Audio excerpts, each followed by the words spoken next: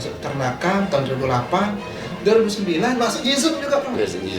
Jizun juga ikut masuk kan bilang. Kenapa ikut masuk?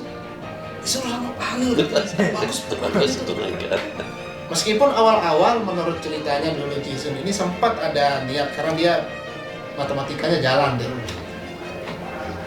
Sempat ada keinginan mau pindah ke FK lah, mau neruskan matematika. Tapi karena mungkin hobinya juga di peternakan, jadi dilanjutkan. Jizun ini kan berasal dari keluarga biasa, bukan keluarga pejabat atau orang besar ya. Dia bapaknya orang yang dihormati di desa, tetapi tidak berlebih-lebihan lah ya. Bahkan saya dengar dia kan saudaranya banyak. Jadi menurut saya sangat kagum dan sangat pantas dia menjadi inspirator bagi mahasiswa lainnya.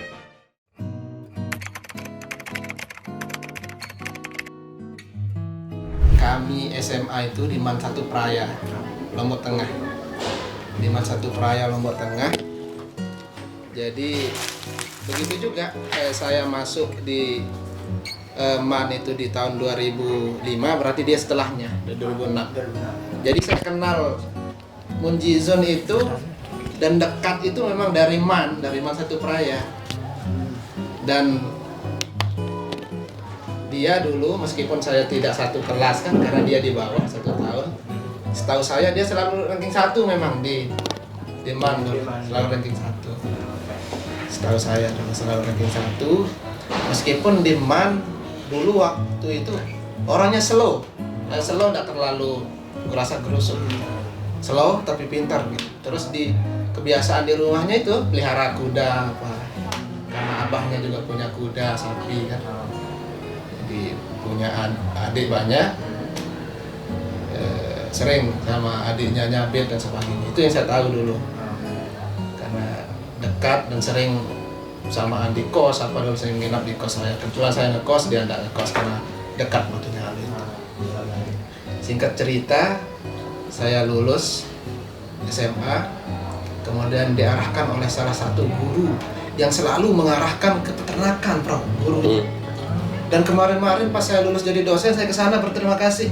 Kata Bapak yang dulu mengatakan peternakan itu bagus, ternyata benar saya bilang. Jadi dulu kami jalur undangan kan, masuk peternakan itu jalur undangan.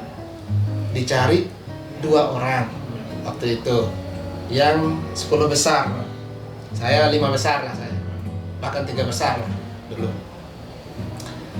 Nah masuklah saya berdua sama teman saya ini, karena ada banyak yang mau. Terus ambil lah itu Soekarno katanya, sama Islain namanya, dia sekarang kerja di Caron Pokpan ya, Islain itu. Bagus peternakan itu katanya. Dengar aja kata saya, katanya Pak Halil namanya, beliau itu guru bahasa Indonesia waktu kesiswaan. Nah, dulu belum terlaluan, asal ikut guru aja gitu kan, guru bilang bagus ya ikut. Nah bener ikut, masuk peternakan tahun 2008, 2009 masuk Jizun juga Bro. Jizun juga ikut masuk kan bilang. Kenapa ikut masuk? Disuruh sama Pak Halil. Bagus peternakan. Meskipun awal-awal menurut ceritanya dulu Jizun ini sempat ada niat karena dia matematikanya jalan deh. Sempat ada keinginan mau pindah ke FK lah, mau neruskan matematika. Tapi karena mungkin hobinya juga di peternakan, jadi dilanjutkan.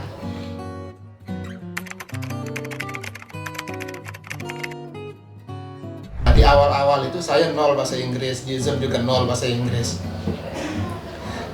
Yang pertama tempat saya samaan sama Jizun dulu itu karena saya aktif nulis dulu buat karya tulis, ikut lomba karya tulis. Nah, jadi saya ajak dia jadi anggota. Lama-lama dia jadi ketua. Pernah menang karya tulis dulu pertama di sini sama Jizun itu. Dia jadi ketua, saya jadi anggota, sama-samaan saya susun karya tulisnya. Pertamina Gusto Campus, jadi diadakan di lingkup Unram, semua fakultas. Kami juara 1 di peternakan waktu itu. Pertamina Gusto Campus ngangkat tentang hanya ide-ide saja, ide campuran larutan yang dibuat dari senyawa metabolit sekunder dari beberapa daun gitu untuk meningkatkan produksi biogas dulu waktu itu. Di idenya itu juara 1 Dari situ bersama lagi sama Jizon kami buat proposal PKM namanya dulu, program kreativitas mahasiswa. Lulus pendanaan dari Dikti. Kemudian tahun berikutnya lagi MCB turun. Jizon ini mati asik. sama saya membawa satu karya tulis ke IPB lagi. Di IPB juara 3 di sana di IPB sama Jizon. Jadi beberapa kali saya bersama Jizon. Nah dari situ kami punya semangat juga. Dulu Prof. Subri juga sering memotivasi untuk kuliah ke luar negeri, belajar bahasa Inggris otodidak kan, Jizon. Otodidak, lama-lama otodidak, kemudian adalah sedikit pengalaman berbahasa Inggris. Di tahun setelah saya PKL itu, saya sudah selesai PKL, dia belum.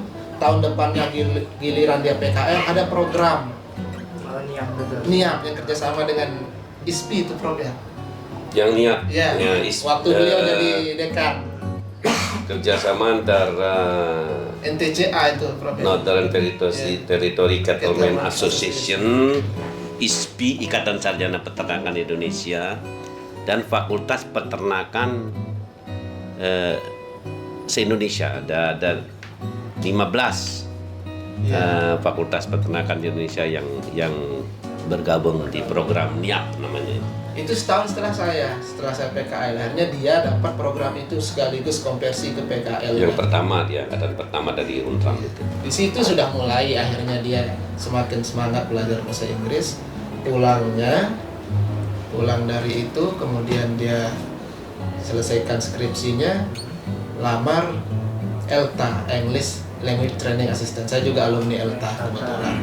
English Language Training Assistant dibiayai oleh Australia untuk wilayah NTB, beberapa daerah timur dibiayai 3 bulan. Sembari dia ikut ELTA, kan ELTA itu tujuannya untuk meningkatkan IELTS ke ya minimal 5,5 atau 6. Syukur-syukur Pak bisa tembus 6,5. Sembari dia lamar LPDP.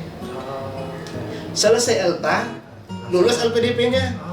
Lanjut ke PK, kan PK belajar bahasa Inggris lagi deh. Belajar bahasa Inggris lagi. Sudah ada pengalaman di Australia 2 bulan, tambah di ELTA, tambah di LPDP. Itu kalau saya lihat itu tanpa jarak itu. Jadi betul-betul stepnya Jizon itu step by step berturutan, ada jarak Prof. Itu luar biasanya. Saya ada jeda untuk bisa sekolah lagi, untuk bisa kembali ke Unram jadi dosen lagi, ada jeda beberapa tahun. Nah setelah itu lulus dia di Australia, sambil mempersiapkan Fulbright-nya juga ke Amerika. Selesai S2-nya di Queensland University, berangkat lagi ke Amerika. Jadi dia itu hidupnya belajar semua sih.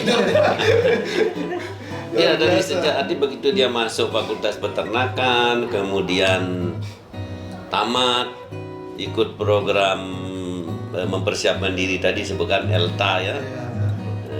English Language Training Assistant itu kalau nggak salah. Kemudian melamar LPDP, lulus, terus pre-departure, ya? Ya, belajar kursus bahasa Inggris lagi di sana, langsung berangkat di Australia 2 tahun kalau nggak salah dia. 2 tahun. Sudah itu tamat, langsung ngelamar Fulbright, langsung berangkat juga gitu. Jadi continue dia. Jadi kalau kita lihat masa studinya dari sejak masuk 2009 sampai 2023 ini ya continuous ya, tidak terputus dia. Memang nasib ya, coba.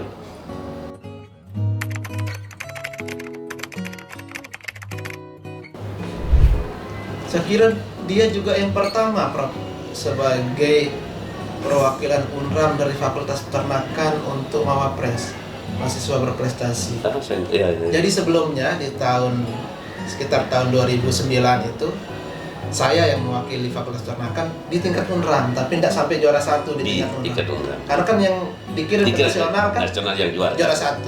Nah tahun berikutnya Jizon yang mewakili Fakultas Peternakan, dia juara 1 di Unram, akhirnya dia yang mewakili untuk Mawapres di nasional ya. Tapi untuk kita ketahui, jadi Mawapres itu kan bukan satu aspek. IP-nya bagus, organisasinya bagus, karya tulisnya bagus. Tapi salah satu aspek yang juga dilihat waktu itu bahasa Inggris. Jadi teman-teman dari FKIP yang public speaking yang sudah bagus, yang memang dari jurusan bahasa Inggris atau fakultas lain yang bagus, itu ada nilai tambah lagi. Nah waktu itu setahu saya Jason di tahun-tahun itu masih ya levelnya mungkin bahkan belum sampai ke intermediate, bahkan sampai intermediate lah mungkin waktu itu. Jadi kalau dengan bahasa Inggrisnya yang sekarang, mungkin dia nomor 1 di nasional. Kalau dengan keadaannya yang sekarang, gitu bahasa Inggrisnya gitu, IP bagus, sudah organisasi bagus, karya tulis bagus, kan bahasa Inggrisnya seperti yang sekarang misalnya, mungkin nomor 1. Makanya seperti yang saya bilang, yang saya kirimkan Japran chatnya itu kan dia bilang waktu niat itu saya sendiri ragu untuk bisa ikut itu, tapi karena Bapak meyakinkan saya bahwa saya itu bisa, ya saya ikut Bapak katanya kan di jawaban itu, dan itulah sekarang hasilnya. Jadi memang didorong terus.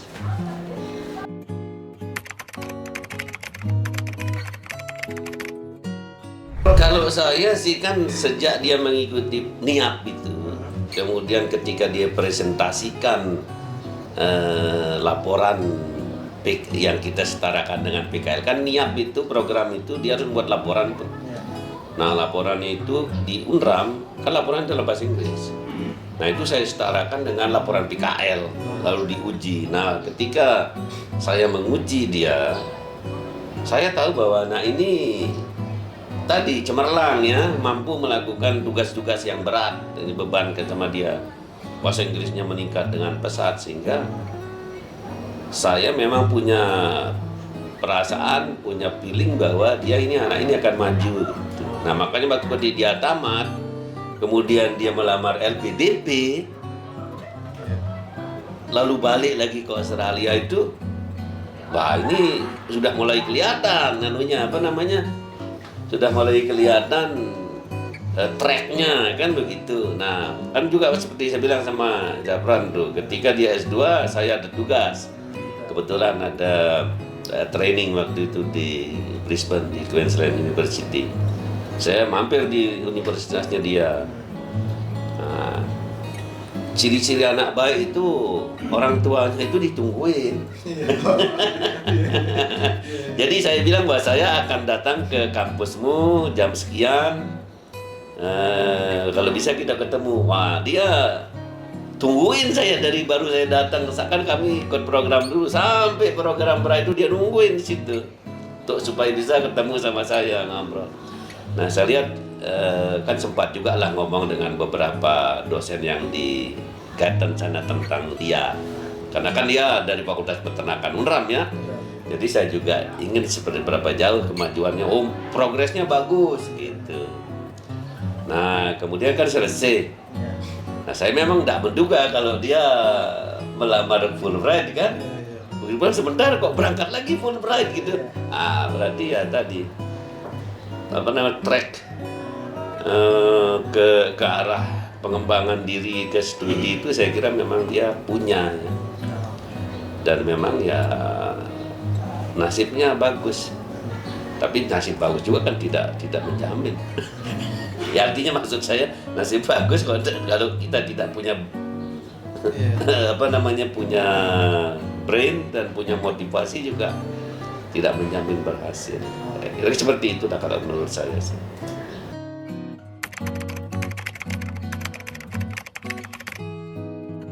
Ya, saya seperti saya katakan tadi, mahasiswa ideal dalam bayangan saya itu seperti dia ini, gitu loh. Aktif,